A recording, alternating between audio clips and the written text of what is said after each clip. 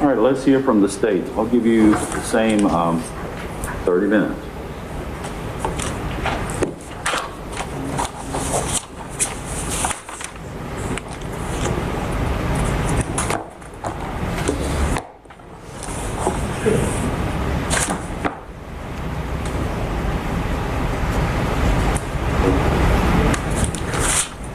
Thank you, Your Honor.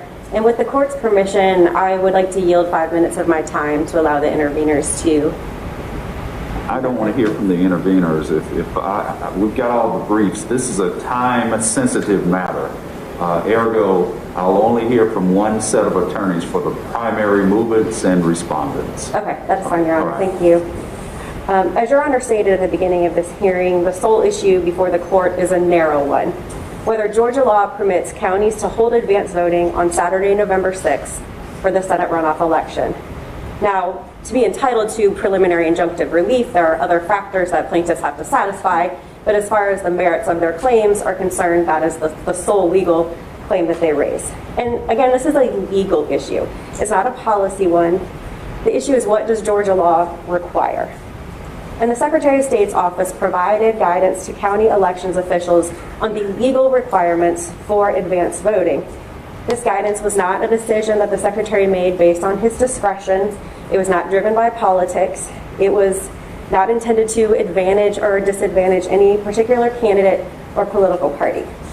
The guidance was a statement of what is required under Georgia law. And I know the plaintiffs have made a deal out of some of the statements that the Secretary of State made before the guidance was issued. I think that was what they believed to be true at the time. Those statements were made in good faith, because normally there would be Saturday voting for a runoff election, but because of the way that the calendar fell this year, we ran into a conflict with the Thanksgiving holiday. I sort of raised the same question with you, counsel. Does the public have any legitimate expectation to believe statements of state actors with reference to Saturday voting? That certainly predated this litigation. Well, Your Honor, I don't think that what the Secretary of State may have said in a press conference was anything definitive. I believe the statement was worded in terms of, we believe there will be Saturday voting, because again, the understanding was normally you would have Saturday voting at some point in time during the advance voting period for a runoff election. But in this case, because of the way the calendar fell, we ran into the Thanksgiving holiday, and I think when they came to actually write the guidance and consult with legal counsel is when the office became aware of this conflict between what the law requires and the way the dates fell on the calendar. I guess that question was targeted at the public. Does the public have any expectation to believe statements made by state actors, be it unsworn, but in the media with reference to rights? No, Your Honor. When it comes to statements of the law, the Attorney General's office is the one that takes the state's legal positions and makes legal positions on behalf of the state and state officials. I don't think, while we want our state officials to get things correct when they make statements, in this case it was not, again, definitive. It wasn't meant to be legal guidance given. It was what was believed to be true at the time. So no, I don't think that there's a reliance expectation that the public can rely on all statements made by public officials. Should the statements consider the context of the same decision faced by public officials in 2020 for context for the statements by public officials alluding to the potential for Saturday voting in 2022? Your Honor, I think the most recent expression of the Secretary of State's office position on this issue, we shouldn't look at 2020 because we are operating under a different law in 2020. What we should look at is the guidance that the Secretary of State's office put out to counties in 2021 when counties were subject to the current version of 21-385, and we attached that guidance to our brief.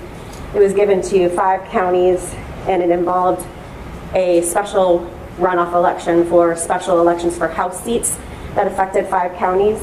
And that guidance that was offered by the Secretary of State's office is consistent with the guidance that the Secretary of State's office put out for this particular general runoff election. That in that case, we were dealing with elections over the summer, and the period for Saturday voting fell over the 4th of July holiday weekend, and the Secretary of State's guidance at that time was that Saturday voting was not permitted under the same provisions in 21-385. And I get your pointing to 2021. I want to ask you another question about 2022. Was the law in 2022 substantially different to the current law, specifically as it relates to Saturday voting? Not sure I understand your question, Your Honor. Are you saying is the law in 2020 substantially the same as it is now in 2022? Yes. No, it is as not. it relates to Saturday voting. There is a significant difference as it relates to Saturday voting in that the legislature, one, it added some more specificity as to when advance voting should occur in general. It also added a provision that unless Saturday or Sunday voting is expressly authorized within 21-385D1, then it is expressly prohibited. And so that limitation, I think, is what kills the plaintiff's argument here, and I will get to that when I walk the court through the statute. But I think that is a significant change in the law between 2020 and 2022, and that the counties don't have that type of discretion as they may have had before. Turning back to the guidance of the Secretary of State issue that's at issue here, the guidance advised that Georgia law does not permit counties to hold advance voting on November 26th, but it also said that counties could hold voting on Sunday, the following Sunday, and even they could start on the Tuesday before Thanksgiving if they were able. So we're talking about counties having at least 5 and possibly up to 8 days of available early voting. Most of the counties, at least the larger metro counties, have published their time periods and dates for advance voting, and a lot of them are taking advantage of that Sunday day. So there will be a weekend day available to Georgia voters on that Sunday.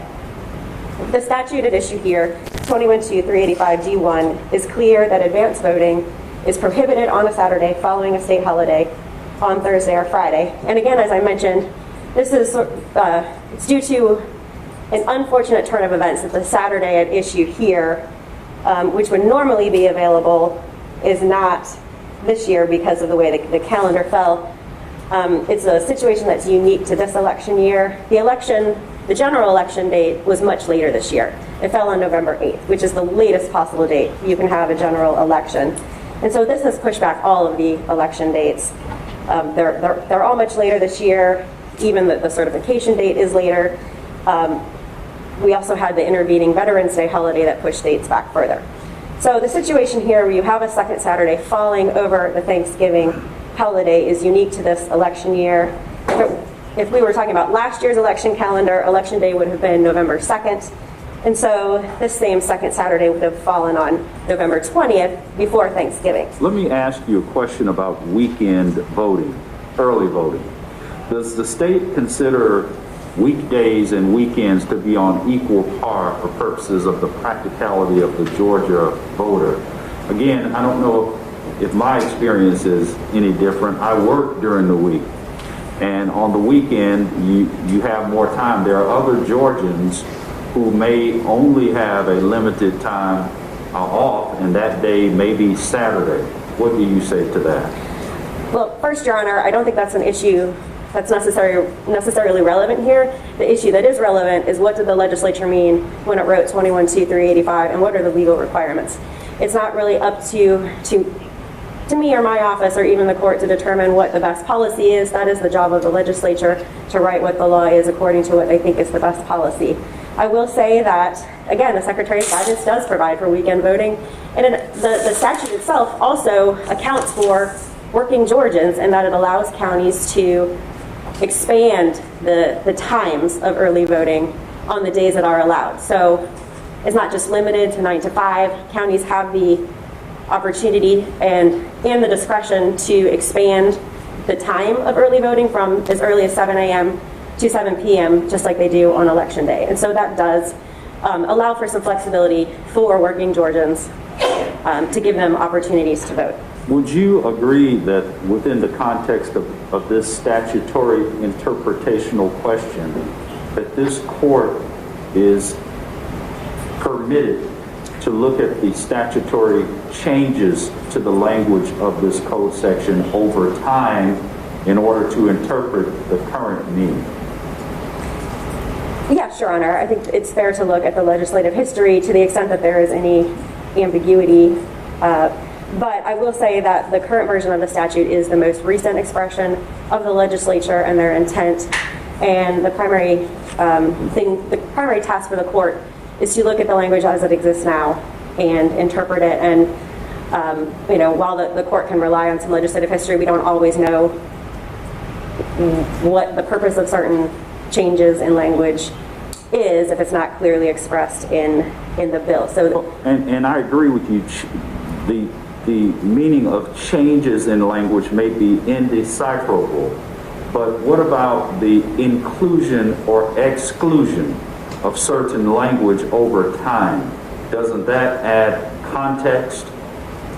It can, and if we're talking about the change that was made in 2017, I'm going to address that. I think there's a pretty easy explanation for the reason that change was made. And so if the court will permit me, I'll go and walk through and kind of step back and walk through how the state is viewing 21-2-385 and what we think the correct interpretation is. And I think the easiest way to do it is sort of walk the court through each part of the statute and how they relate to each other and how it fits into the broader context of the entire elections code.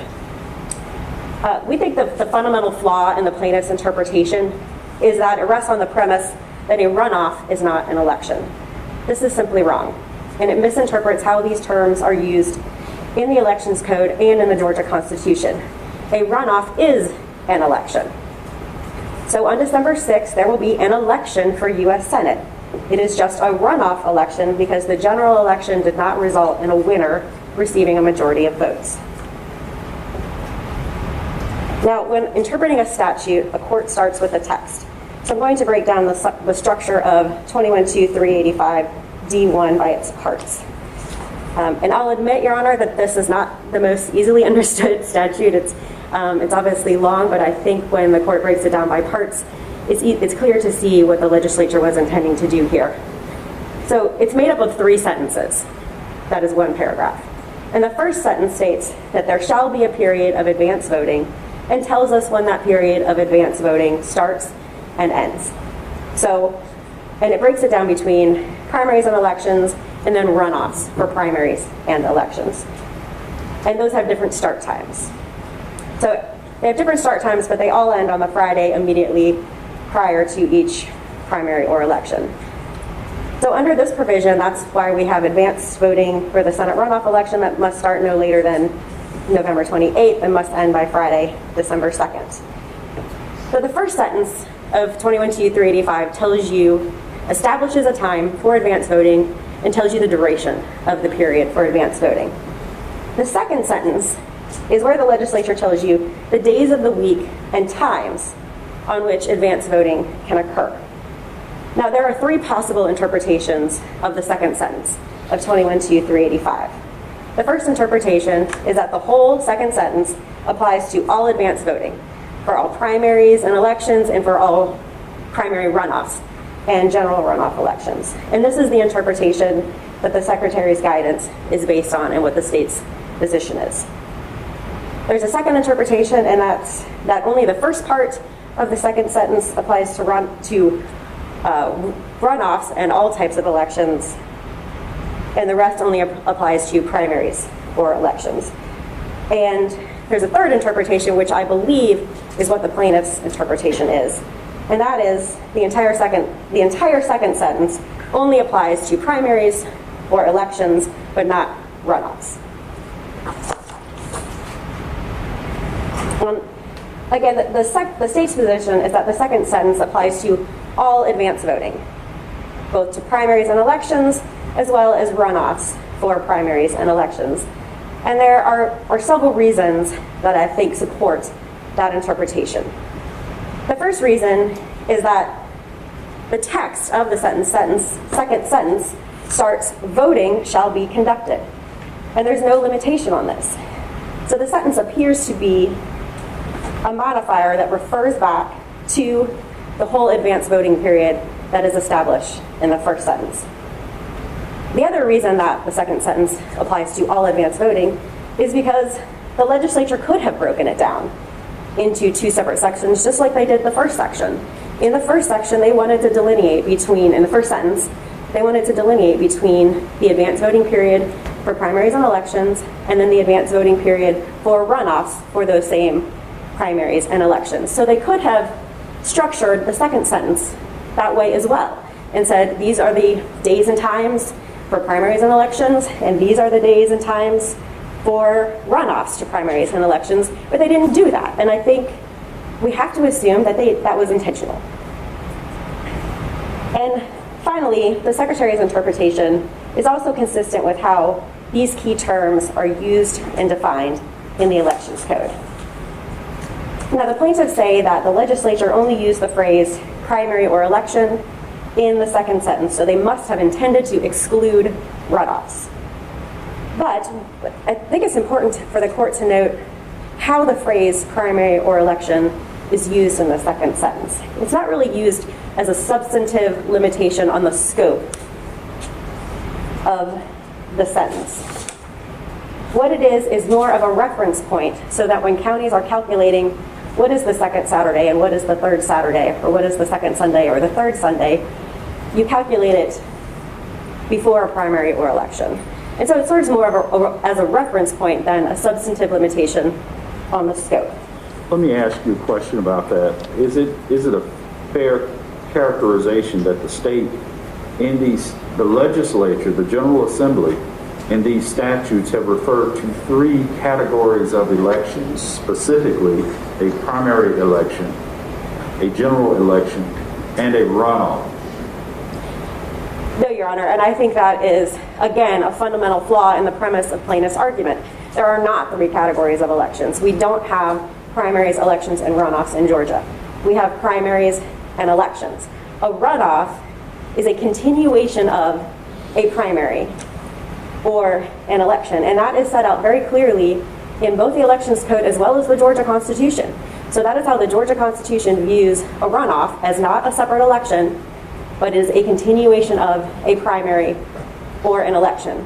Why then use the word runoff at all in any statute? That is a good question, Your Honor.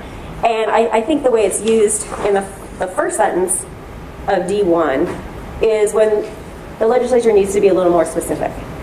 And so they needed to delineate between a primary and election or a runoff for a primary or election. But if you look at the entirety of the Elections Code, these terms are used interchangeably throughout.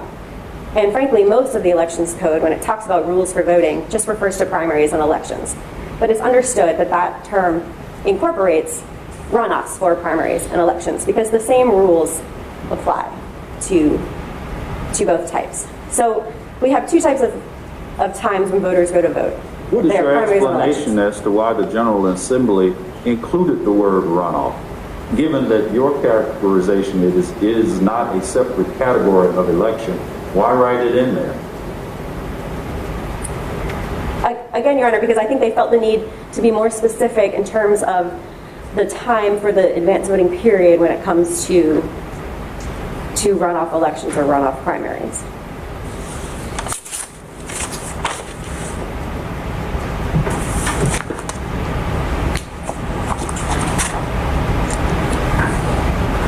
I gather your argument is it's indistinguishable, but it has a name. Isn't that confusing? No, Your Honor, because I think as long as you recognize that the legislature understands the terms primary and election to encompass runoff and not intentionally exclude runoff, then it's clear why they don't always feel the need to mention it every time they talk about a primary or election. It's usually mentioned, and I'm not saying they're always consistent on this, I wish they were, but for the most part, when the term runoff is used, it is to be clearer in terms of what kind of election we're talking about. Is there a definition of the word runoff that suggests or identifies that a runoff is not a separate category of election, but rather is a continuation of a primary election or general election. Yes, that is there, and it's not a defined term in the definition section of the code. Only the term primary and the term election are defined. An election is any election that is not a primary, and a primary is when voters nominate candidates to be on the general election ballot. The term runoff is described in Code Section 21.2.501, and this is where the legislature tells us that a runoff is considered a continuation of a primary or general election. So again, it's not defined as a separate type of election. It is considered a continuation of a primary or general election. And this is also in the Georgia Constitution. It's not just in the Elections Code. It's in Article 1, Section 2, Paragraph 2, where the Constitution tells us that a runoff is considered a continuation of an election. It's just an election that fails to yield a winner. And that is why it's considered a runoff election, because you have the general election. If you don't have a candidate that receives a majority of votes, there's no clear winner. We continue that same general election until there is a majority winner. And so I think this is the reason why the legislature didn't specifically use the word runoff in the second sentence, because it's understood as the terms primary and election are used in the Elections Code that it encompasses a runoff. I don't think there's any interpretation of any provision of the Elections Code that you can construe that when the legislature uses the term primary or elections, it excludes runoff. If that were the case, you'd have a number of provisions that apply to voting that would no longer apply to runoffs, including the fact that we use the electronic voting machines for voting. That provision, co-provision, only talks about voting in primaries and elections. Doesn't specifically mention runoffs, but we consider all of those same rules to apply equally to runoffs as they do to a primary or election. And again, I use the term runoff colloquially as a shortened term to refer to a runoff primary or a runoff general election, and that is how the Georgia Supreme Court has told us that courts are supposed to interpret statutory text in terms of how would a speaker of the English language interpret it? And it's commonly used to refer to the same thing. When you use the term runoff election, runoff, or election, you'll even see this as in a number of Supreme Court cases that we cited in our brief, or even the Georgia Supreme Court uses those terms interchangeably. So it's understood both by the legislature as well as the Georgia Supreme Court that the terms runoff, runoff election, election can include the same thing. They're not necessarily mutually exclusive of each other. And so turning to the 2017 amendment in the legislative history that the plaintiffs have cited, I think the simplest explanation for why the legislature took out the term runoff is because it simply wasn't necessary. And the legislature is supposed to avoid using terms that are mere surplusage. If the court looks at that text, they struck the word runoff in a sentence that uses the phrase primary or election 2 times. And the first time they just say primary or election, and then the second time they say primary or election, and that's where they struck runoff. And that's similar to how the second sentence of the current version of 21.2.385 reads. How should the court interpret the striking of that language? Again, Your Honor, I would submit that the simplest explanation is that it just wasn't a necessary term. It wasn't used consistently, and so the legislature wanted to bring some consistency to that part of the code. I will also say that it was a prior version of the statute. It's been changed at least twice since then. It was changed in 2019 and then again in 2021 that I'm aware of. And so I don't necessarily think that that's some sort of smoking gun that shows that they wanted to exclude runoffs. But I believe earlier you agreed that to draw context, it is appropriate to look at the history of legislation.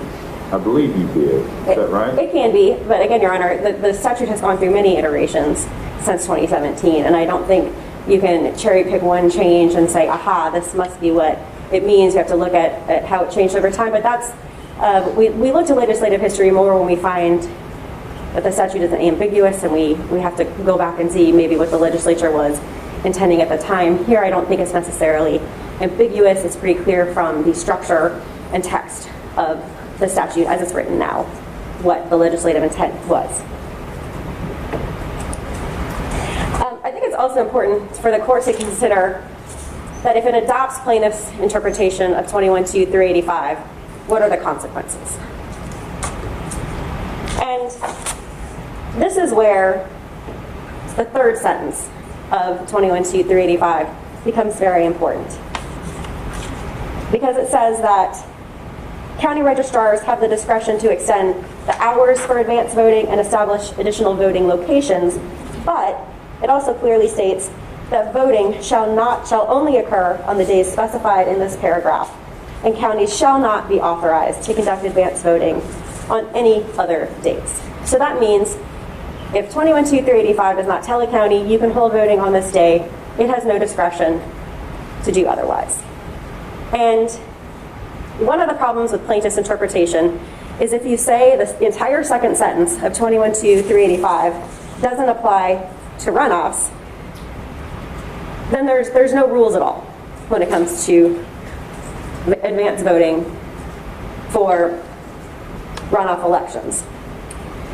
There's no legislative expression of what time you can hold voting. There's no legislative expression of the days of the week, or you can only hold it on weekdays. There's no expression from the legislature as to whether or not counties can hold advance voting on state holidays.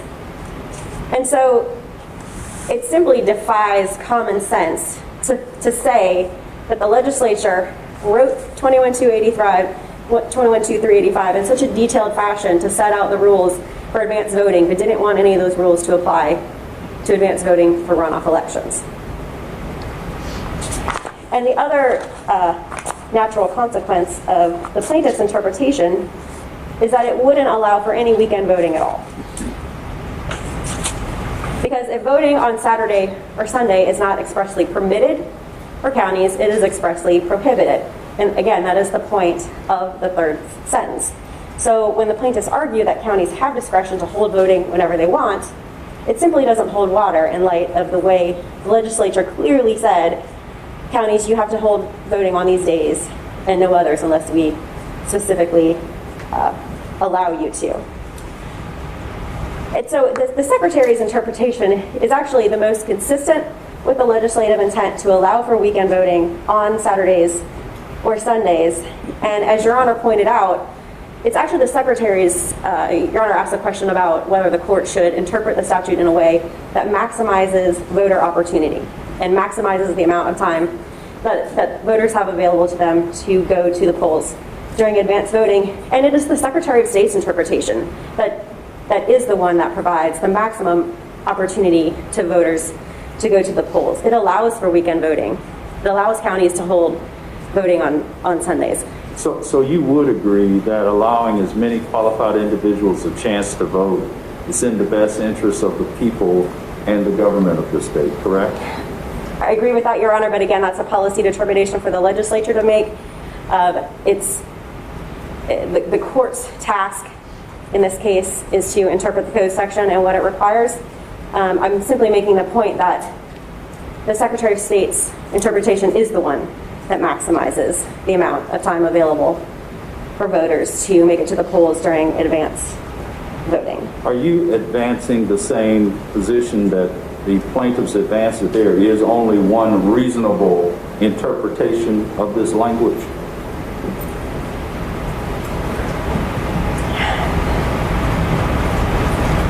I think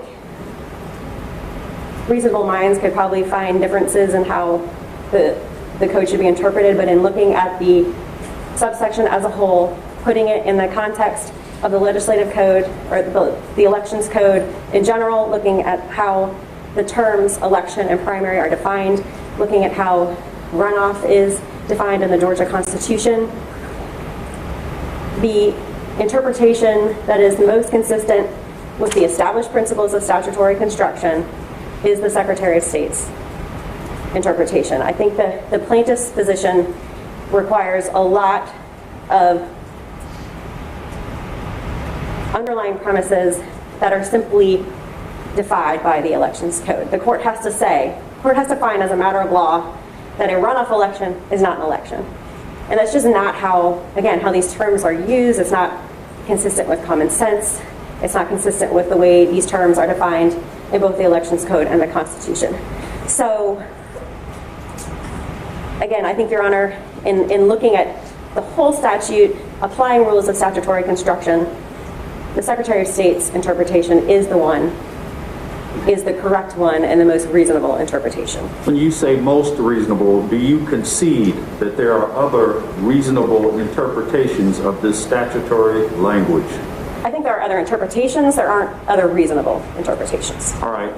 And then you've got about 5 minutes. I know I've asked you probably a disproportionate number of questions. I'll give you the 5 minutes, but I have another question. The state points to OCGA section 21-2-2.5 definition of an election, which includes runoff election in its definition, but doesn't the court have to interpret the specific language within the statute and the lists that are included within the statute and give those lists meaning? Yes, that is correct, Your Honor. You do have to look at how the term election is defined in the code, and it's defined very broadly as any election that's not a primary, and so that is necessarily inclusive of a runoff election. And so the court also has to consider not just how terms are defined, but also look to 21-2-501 that tells the court that a runoff is considered a continuation of an election. So a runoff should be considered an election under both the definition of the term election as well as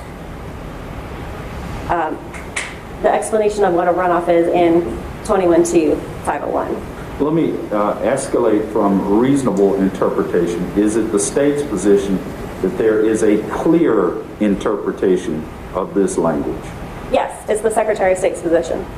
That is the clear one when the court looks at how 385D1 is structured, the terminology that's used, the way the key terms are defined and used in the elections code as well as the Georgia Constitution. This is the clear and correct interpretation. And while there may be others, again, if the court there may be other ways to interpret the section, as the plaintiffs have put forth an interpretation, but it's one that leads to consequences that I don't think they intend. Namely, you can't have any weekend voting if the court were to adopt their interpretation. So their motion would have to be denied one way or the other because weekend voting simply wouldn't be permissible.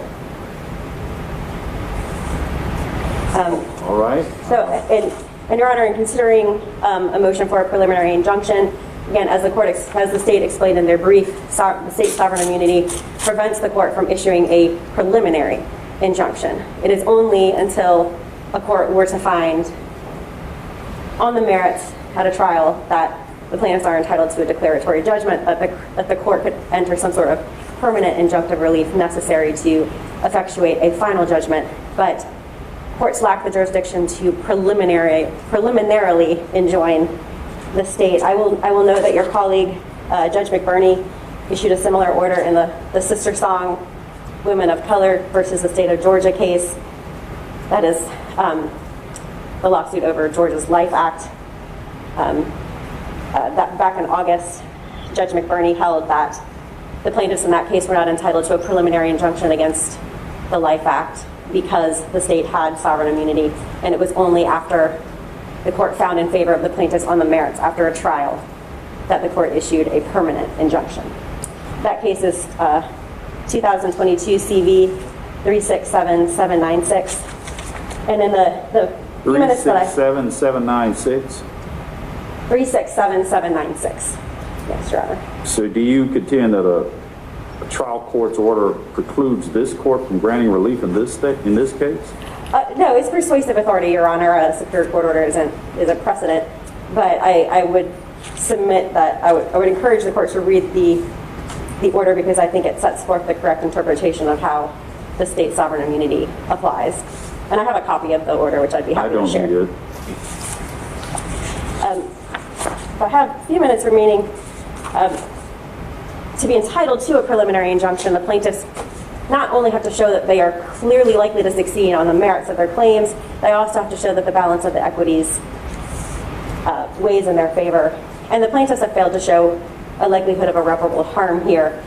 As the court has already observed, there's going to be weekend voting available to Georgia voters. Counties can expand the times that are available for weekend vote or for weekday voting. And many of the counties, today is the date that the counties are required to publish their dates and times for weekend voting. And many of the counties have already done that, especially the counties in the metro area. And all of them are taking, or at least the counties in the metro area are taking advantage of the option to have Sunday voting. So that will be available to voters. Many of the counties are expanding the advance voting hours to 7 a.m. to 7 p.m. So that includes Fulton, Cobb, Gwinnett, DeKalb, Douglas, and Clayton. Those counties are starting at least on Sunday. DeKalb and Douglas are even having advance voting before Thanksgiving. So there are many options available to voters so that no one's right to vote is being denied here. It may be more convenient for some voters to offer a Saturday voting day, but again, that is not the issue before the court. The court is whether or not counties are legally permitted to hold voting on Saturday, November 26th. And we believe the clear answer is that they are not permitted, which was Secretary of State's guidance, and that guidance is a correct interpretation of Georgia law that the court should also hold was correct. I will say that the Supreme Court has cautioned courts not to interfere with an election that is already ongoing. We do have counties that have already posted their times and dates for advance voting. Those are available to voters now. And to disrupt that process and require counties to make any last-minute changes at times can only serve to disrupt the orderly administration of an ongoing election. And so we believe the balance of harms here weighs in favor of the court denying any sort of preliminary injunction in this case. Would it be your position that if this court were to grant relief, that it would be obligatory on all counties, or would it be discretionary? It depends what the substance of the order is. I believe what the plaintiffs are asking for here, Your Honor, is for the court to hold that counties are not prohibited from and leave it to their discretion. But again, we think that if the court were to enter such an order, it would be clearly erroneous because the statute does not permit the counties that type of discretion. Anything else? No, Your Honor, if you don't have any further questions.